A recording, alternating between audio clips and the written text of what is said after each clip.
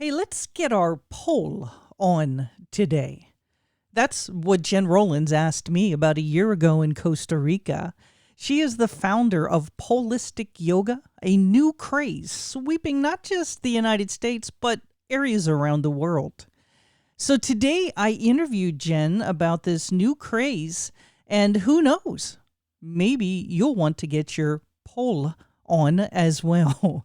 Welcome to the Radical Rhythm Podcast, episode number 37.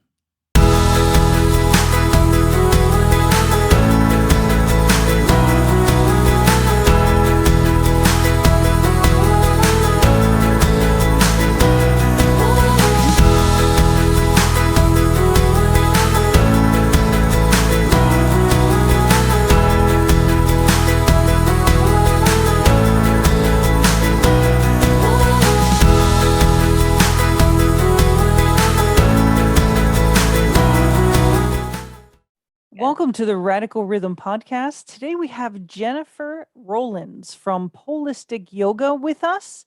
I am thrilled to introduce her to you, and I met her very recently in Costa Rica. Jennifer, can you tell our audience what is Polisitc Yoga? I had never heard of it. Oh, Toni, it's so wonderful to see you again. Thanks for having me here on your podcast. I am the developer of Polisitc Yoga. There's 52 poses all on the ground, and it is with the pole, as you can see behind me. I like to call it a yoga pole. Most people in the world now know it as a stripper pole. However, I'll just start off by saying the pole itself has been around for thousands of years as a fitness tool. It used to be in Asia and India, and it was predominantly used by men, and it was a warrior training tool. So that's something that most people don't know. And it was brought here about 100 years ago into the United States by the Hoochie Coochie dancing girls at the World State Fair, which I think is really exciting. And they danced around the pole, and they noticed that when they gyrated on the pole, they got more tips. And then in the 80s, it made its way to the strip clubs in the United States. And then in the late 90s, it made its way into the gyms and through pole fitness. So it's really amazing that we've had this tool, this one pole here. And as you saw, Toni, at the retreat, I am quite addicted to my one pole. My whole life revolves around Polisitc Yoga and these 52 poses. It took me over 10 years to develop. I've been on the pole for 20 years, certified yoga instructor for 20 years this year. And I've been developing Polisitc Yoga for 10 years, over 10 years, 2009. So I'm aging myself. So I guess it's been about 13 years now that I've been working on this program. And it's been approved by chiropractors, physical therapists, doctors, Kundalini yogis, Hatha yoga practitioners. I've had a gamut of professionals approve and pull and find the benefits, especially for posture and core strength and confidence. And it's a really great mindfulness tool as well. So Polisitc Yoga has really unlocked the codes of the pole in a whole new way. And I'm super jazzed about sharing it. And that's Polisitc Yoga in a nutshell. Oh, it's all on the ground too. It's all on the ground. So it's the only pole practice in the world that I know of that is all centered, all on the ground. Other pole yoga practitioners tend to do yoga off the pole, and then they go to pole and then do normal pole dance and pole fitness. Pole fitness is actually going to be in the Olympics as well. They already have pole Olympics, and there's a team working to get it in the real Olympics. And I believe in the next 20 years that pole will be in the actual Olympics. So pole's really exciting in just so many different fashions. And you are so excited about this. And this is not like an act for our audience. Like, this is not something she is conjuring up for the podcast. I was with Jennifer for 10 days on a retreat together, a retreat on retreats. And I actually tried this, and it didn't hurt, and I didn't fall, and I did actually like it. So I asked Jennifer if she would join us today, and there's so much to deconstruct from what you just said in your opening. So let's take it step by step. Yeah. This show is about women who march to the beat of a different drum. Love it. How many people are doing pole yoga? Is this a craze now? Well, I think we're starting it, right, Tony? Like it's just about awareness and spreading it. And it depends on what timeline we're on, because on one timeline that I operate on, there are 200 million polars out there practicing Polisitc pole yoga. And I have Polisitc yoga facilities around the world, and every gym has a pole in it, and everyone in the world knows about Polisitc yoga just like they know about the iPhone, right? So on one wavelength that I operate on, the whole world already knows about Polisitc yoga. Today I am in Oklahoma, and I began in Arkansas, and so it's really been a grassroots movement. Literally, a lot of people that are in my program know me personally. And then I have people that have joined my program from the World Wide Web. Thank goodness they found me from Pinterest, Twitter, Clubhouse, TikTok. And so now I actually have women all over the world in my program. And my book has been translated into Spanish. It's being worked into Italian right now. So it's now really spreading across the world. So it's going through a big change in my life, and through my journals, these drawings and these notes came out, and it was always two people on one pole on the ground. And at that time I had been a dancer, and I was teaching pole dance, sexy pole dance, and pole up off the ground, light pole fitness, pole aerobics up off the ground, nothing like pole Olympics like we're seeing today, more sexy pole. And but I had also been a certified yoga instructor and had the spiritual awakening in 1999 as well. So I had been studying esoterics and metaphysics and been on the fringe side of, I'm a Southern Baptist girl raised in Arkansas. So I wasn't studying things of the esoteric nature until I became an adult, and the world became wide open to me at that time. And I just started drinking in all of this knowledge. So I've really studied and practiced with so many different practitioners. I was first introduced to yoga by an actual yogi who was like living in the mountains in hot springs and taught me the ways of yoga. I had the second yoga studio in Hot Springs. So and I was in 2004. So, and I began with him in 2000. And it wasn't like then you couldn't just go somewhere and learn yoga. And there wasn't just schools like there are now for yoga. And I worked with him, and he taught me the principles of yoga. And So he you taught me, put together two different things, kind of like peanut butter and chocolate, yeah, and you made a Reese's peanut butter cup. I did. You I put have made, together pole dancing, which you did at one time, all sexy, sexy. yep. And you also simultaneously did yoga and learned some of the spiritual practices Yeah, of yeah, and then yoga. I became certified and learned the asanas, and yeah, that's it. And then I didn't have a devotion. And so I was just every day just trying to survive. And when Virtue turned 3, I knew that God must really have a plan for me.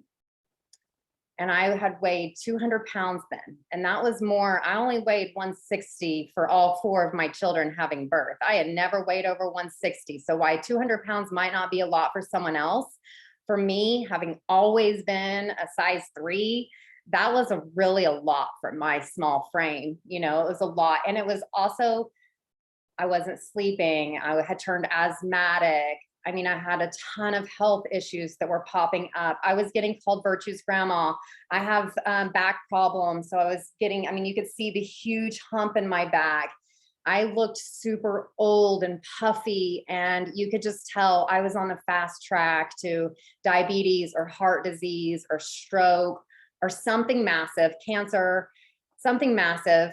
And this was That only like 7 years ago, for 4 years ago. 4 years, Wow.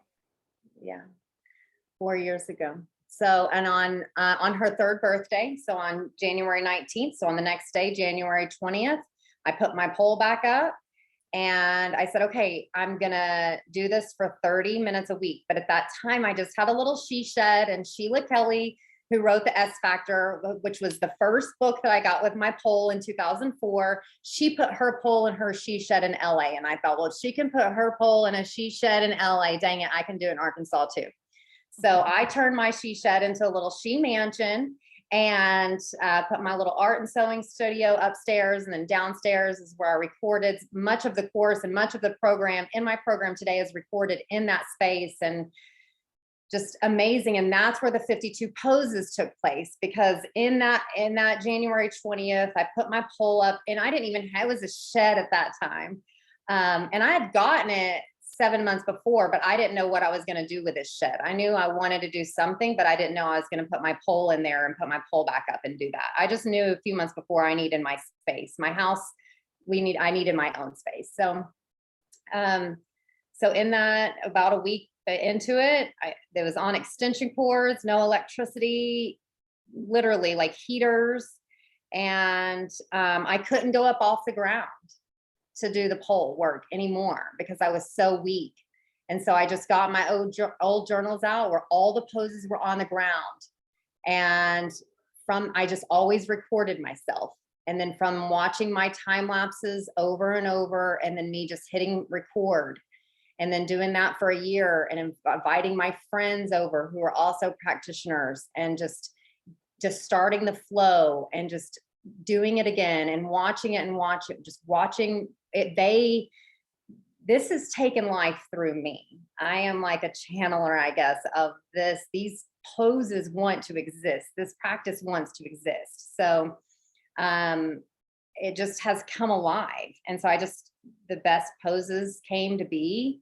And I worked with the Mortar chiropractors, and Dr. Lauren Mortar's also going to be a part of my pole practitioner training program that's coming up. So that's so exciting, because these are world famous chiropractors. So, I mean, I worked with people, very amazing people, over a year to develop these 52 poses to make sure, one, there's no injury, because that's a really big thing in pole fitness and in fitness in general, is injury.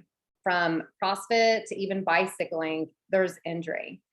And one of my first health gurus, Jack LaLanne, was all about longevity. And so I'm thinking longevity. And when I was doing pole all the time, I would do it in spurts, because you would get injured and you would have to take time off. So this is a reparative, restorative practice that you never have to take time off. So now I'm strong enough to go up off the ground and do all the fancy tricks, but I'm not called to do that right now, as I'm devoted to these poses that are on the ground. The pole is a grounding rod. And when we center ourselves around this, we balance our energy system. And we have an energy system. We have chakra energy system that goes like this.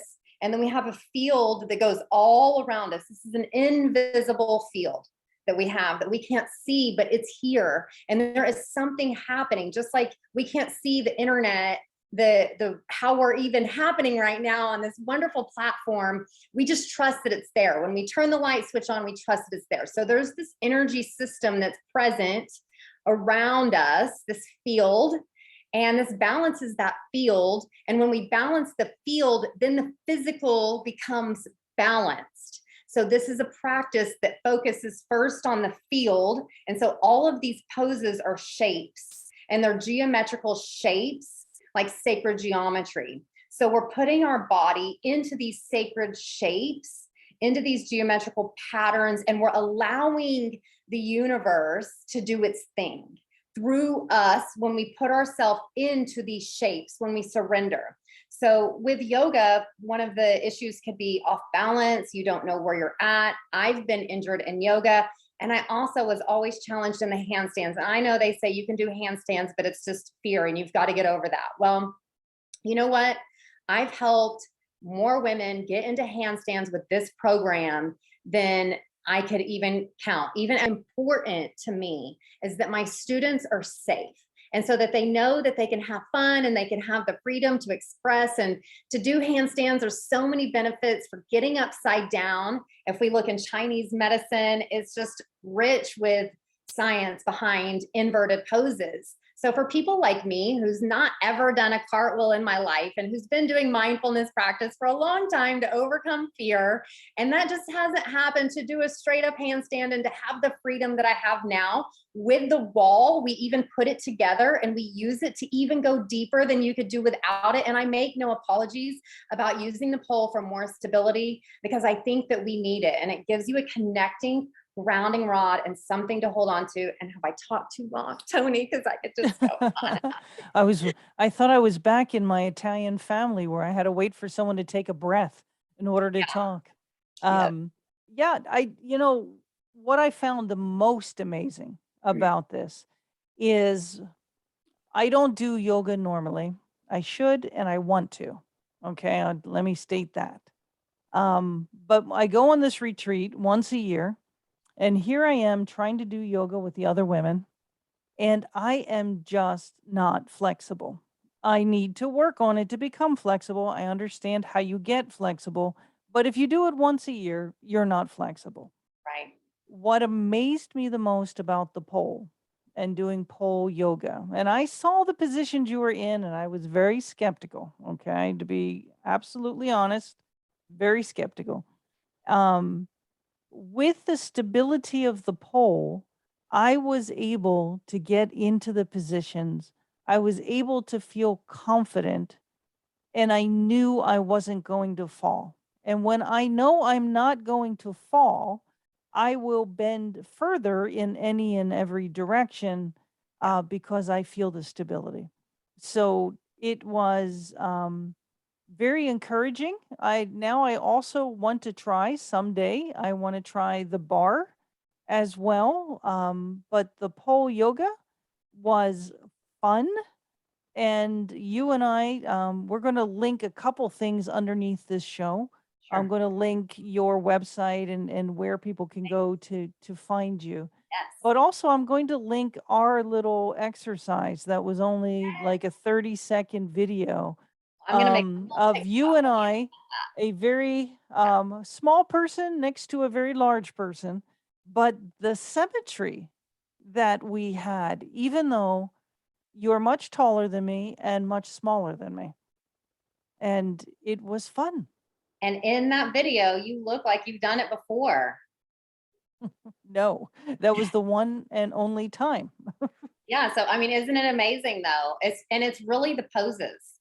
It's the poses. They're magic, Toni. These poses, that's why I'm surrendered and devoted and captivated by them, because I can see someone like you who is a little bigger than me, who might have some mobility. You're telling me you're not flexible.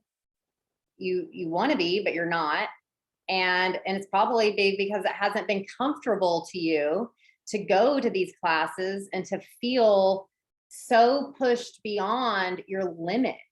And I really believe if we just do 1% more each day, we will have massive results. But a lot of programs start, and my program's different. When you work with me, I am so different than anybody else. Like, if You are different, Jennifer. You are. And okay. that is a good thing. It's It's a a very good good thing. thing. Yeah. Well, I think people, if you came to me and you said, I want to be more flexible, and say you said, I want to lose 50 pounds by January, I would say, let's look at what's one trigger. Let's break this down at one thing at a time. And my mentor, Vera, taught me about this. Tomorrow I'm doing a trauma healing class, and we're referencing different books and different teachers and philosophies through this program. And tomorrow we're talking about Michael Rice. I'm looking to see if I have his book in hand, but I think I took him there. But and I can link that because he has a free download for it. And it's called Why Is This Happening to Me Again? And it's such powerful work. And it's just about our triggers. You call it what you want. There's trauma that's hidden in your body. And I believe if we look at our situation as something massively big that we want to change, it can feel really overwhelming because there's a lot of backstory to us as humans. And so if we can break it down one piece at a time, so maybe there's one food that's hanging you up. Maybe it's, every night at 9 o'clock, you're eating a Dr. Pepper and a Reese's peanut butter before bed. my thing was Now alcohol. you're talking sexy to me. I Right. I wish I would do that. So, but maybe Just it's like a one thing, but also fantasy. maybe it's 100 things, but maybe we just focus on one thing at one time. You know what I And mean? and It's not and like, you'll you see know, in the book Atomic Habits that they talk about 1% shift, I and have it's very, that very successful. have that on my Amazon book list because I think it's Hmm. a must read. Absolutely. The philosophies that I teach with holistic yoga beyond the 52 poses, I've pulled from healers and gurus around the world and study these and have these things available for my students as well to tap in, because I have been a super consumer for 20 years of the esoteric, and completely plugged into that. So I can help people because a lot of different resources available, because the people are in a lot of different situations. So what might work for you is not going to work for one of my other students. So having a program that's just this one thing is not going to work. Our program also changes during our cycle. So if you're still menstruating, you don't go upside down. And we honor the cycles of our life, just like we just had summer solstice. Things change. We're cyclical beings, and we work on our whole body, and we balance our whole body every time we do a session, and they're only 30 minutes. And it's like the trees, like in a lot of workout programs, and some of and they're effective. Okay, they're really effective in building muscle, but what about keeping joint mobility, and what about keeping flexibility? And if we think about we're nature, like a tree doesn't go, I'm going to grow this branch today and I'm going to work on my roots tomorrow. And then tomorrow I'm going to work on my leaves. No, through the tree, right? It is silly to even think like that. The tree is pulsing all the time.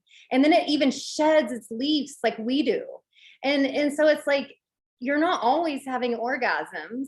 You're not always at your peak. You're not always working for a pump every single time. I gotta work out for 2 hours. That is not sustainable for someone like me who's had autoimmune from breast implant illness. This helped me recover from COVID.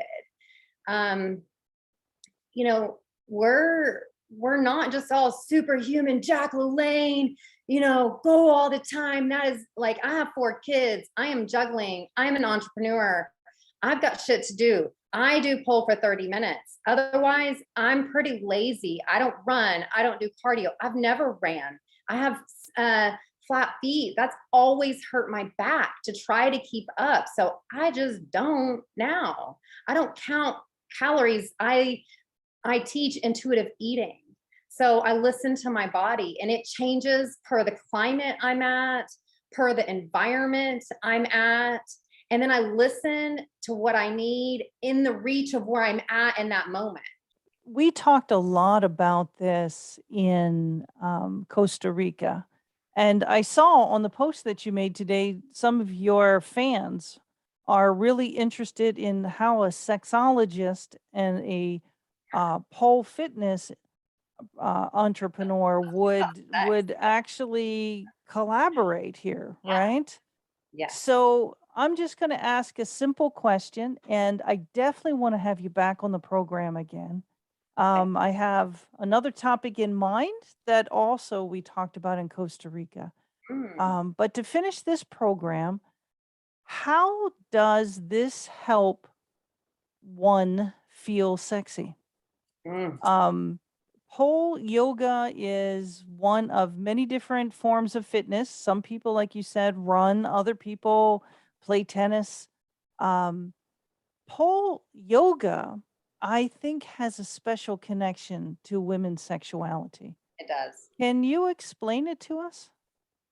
Well, I think first of all, the pole has already been, it's a prolific sex symbol in our society now. It's firmly attached to eroticism. So I think just hearing the word pole, you automatically have a trigger. You think pole dancers, You probably already think, seduction? whoa, get that money. You already think that. And some people are, and this is what I've learned, people are triggered so many different ways over the pole. For instance, in Costa Rica, when I was there with Roberto on the last day, setting the pole up, and a mom said as she was walking with her kids, don't look at her, don't look at her. And I didn't know that till the end. And he said, I couldn't believe that. And he said, but the dad was going, and I wasn't doing anything. So, so how does it equate with sex? Well, when you were on the pole and you felt more in control of your body, did that make you feel sexier being on the pole? Did it bring out any sexy feeling in you? It didn't make me feel sexier. And I'll tell you why. It didn't make me feel sexier because I was concentrating so hard on not falling. Yeah. Right. And I think maybe if I did it again and again, however, what it did do is it gave me confidence. That's what I was It going to gave say. me confidence in my body, in my movements of my body. That's it. And Yeah. that's a big Yeah. thing for women to have confidence. That's it. It's not a sexy practice.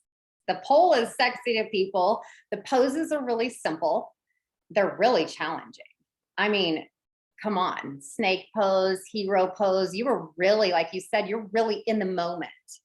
And so a lot of times with my students, we as women are not in the moment a lot.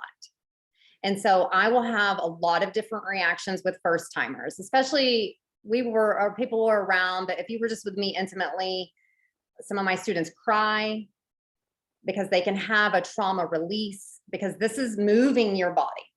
Some of them get really turned on.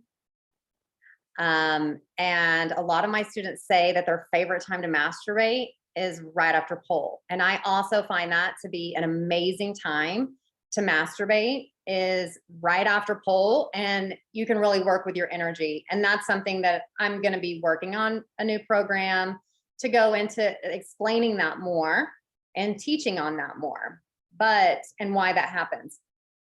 But it does happen because when you get into your body has a female's body. I would like to be so we have a clitoris and it's only function. And someone shared this today, the only study that's been done on the clitoris that says that it has 8,000 nerve endings was on a cow in the 70s, and it wasn't even a female clit.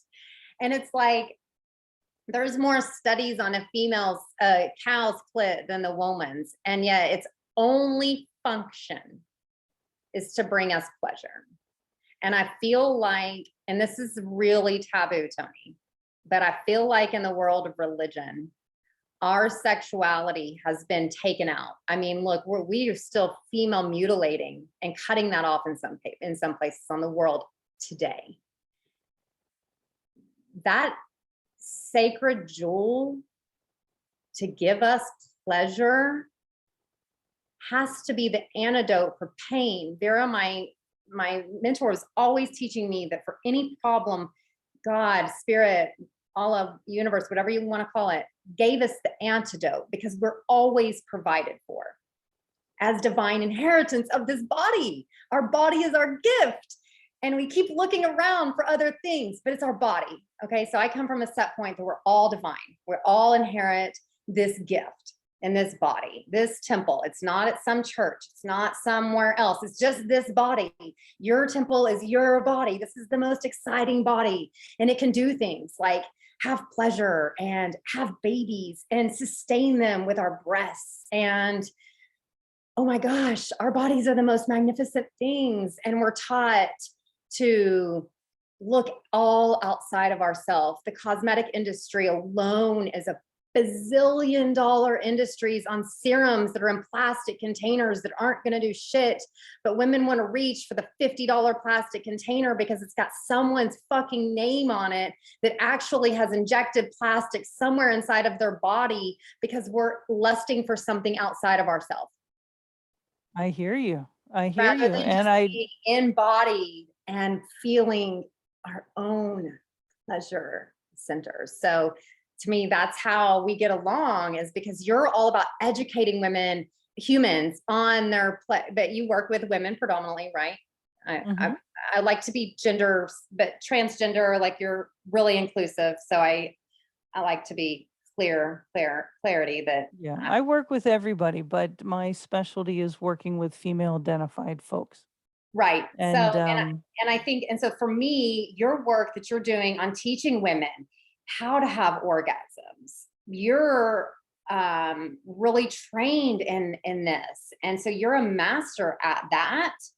And since I have so many women that either have sex addiction, and so they're just going from partner to partner to partner to partner, which was me, so I can relate to that, or no sex drive, which I've also been there when I was super depressed.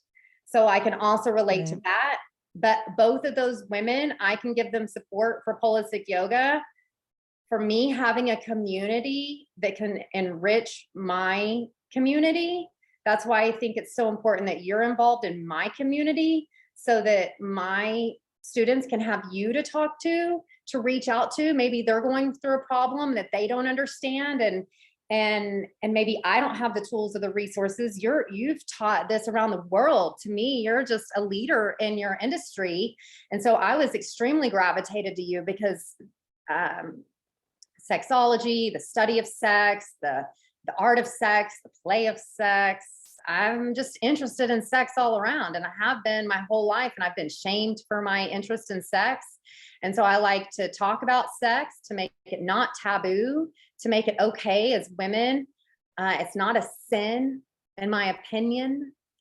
I But it's think what I do more than anything else, Jennifer, is I give women permission to have pleasure. just like I you just think that's what I do more than anything else.